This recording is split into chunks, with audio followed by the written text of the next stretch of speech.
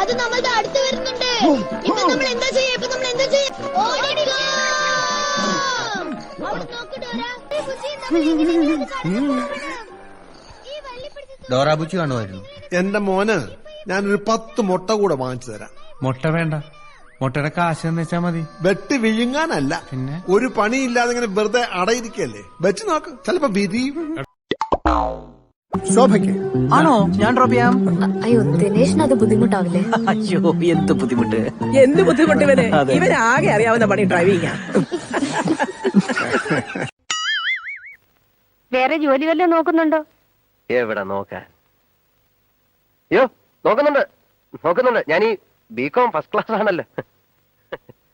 M Com first ക്ലാസ്സുകാരെ ഒരുവിടെ തെണ്ടി നടക്കുക. അത് തന്നെ. പക്ഷെ അത് എംകോം ഫസ്റ്റ് ക്ലാസ് അല്ലേ, ഇത് ബികോം അല്ലേ?